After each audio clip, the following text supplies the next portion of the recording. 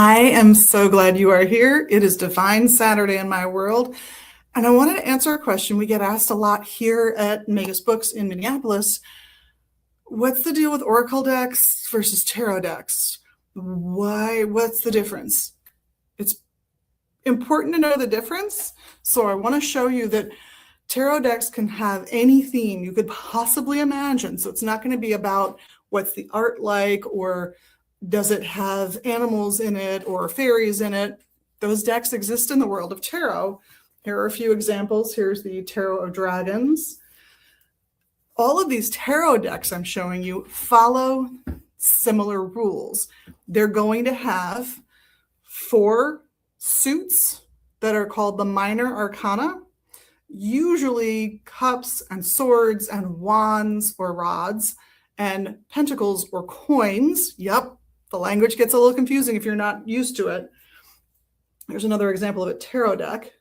And in addition to those 4 suits, which are what modern playing cards are based on, there will be a 5th suit, the trump cards, believe it or not.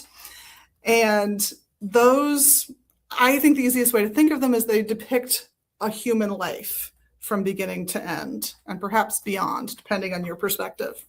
There's one more beautiful tarot deck. These are the big sets. We've got the little ones too, but all of those decks that I just showed you the boxes for, they're going to follow those rules. They're going to have major arcana. They're going to have the minor arcana. They're going to have usually the same number of cards in every single tarot deck you pick up. The exceptions being that they might have 3 cards for the lovers so that you can pick the one you think is most appropriate for the person you're reading for, whether it's yourself or someone else. And they might change certain meanings of certain cards. I've seen some people try to reclaim the devil, remove that from the deck and replace it with a horned god, a positive entity, a positive masculine force. But most decks don't. And even those cards like the Tower and the Devil and some other scary cards that can happen in a tarot deck, they have their place in those readings. They're important for some people to hear. And there are ways to read those scary cards with compassion. And if you are interested in that and you're in the area, I'd recommend coming and checking out our next Tea and Tarot class. It's a by donation class.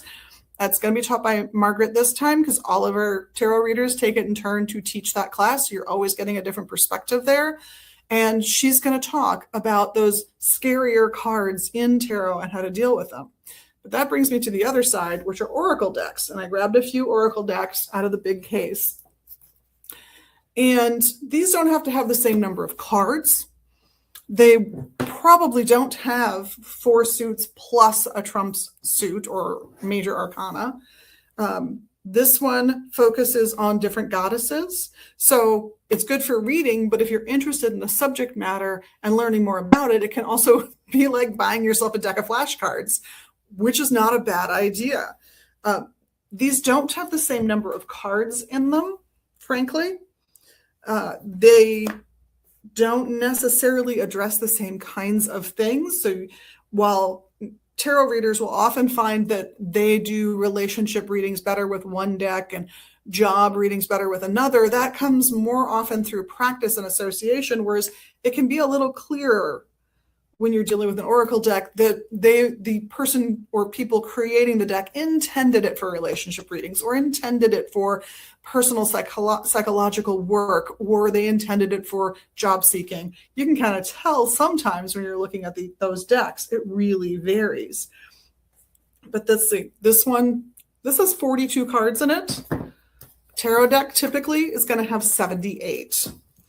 This one has 44 cards.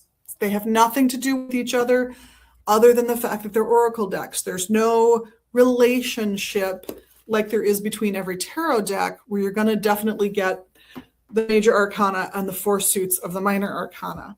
This one is another 42 card deck, pretty typical length for a lot of oracle decks. Which one should you choose? You should choose art you want to stare at. Choose what you're drawn to. Choose what stimulates your mind, your imagination, your psychic gnosis.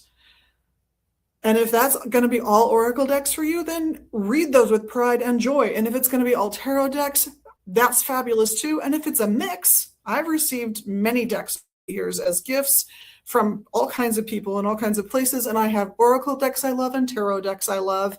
And I have some that I bought myself that there's a card that makes me giggle in one. I can't read with that deck as much as I love it because there's this one card. The guy just looks cheesy and I can't do it. He makes me laugh. So you might find even after you buy a deck that there's one card that just for you kicks you out of the mode of being a good reader and you can't use the deck. Those make great things for taking to conferences that might have like a take something and leave something table where you can give the deck away to somebody who will love it and treasure it and use it beautifully. And in the meantime, maybe you pick up a piece of jewelry or some other item on that table that brings you joy. And if there isn't a conference like that in your world, but you know people who have these kinds of decks, arrange a swap. Go ahead and just do a trade. Maybe a few friends get together, little wine, you have some fun. And then you can try them all out and read for each other if that's what you're doing. Well, it's a basic question, but an important one. So I'm glad I had the chance to do it. Have an amazing week, everyone. Of course, we all appreciate you for your amazing magical self. We love that about you. And I hope that you tune in again here and that I get to see you either at magusbooks.com or here in the shop in Northeast Minneapolis. We're at 2520 Central Avenue Northeast. There, I said it. Thank you all so much for all the wonderful things you do, including the little things you do right here in social media land. I know you know what they are. Go ahead, click those little buttons, hype to your heart's content.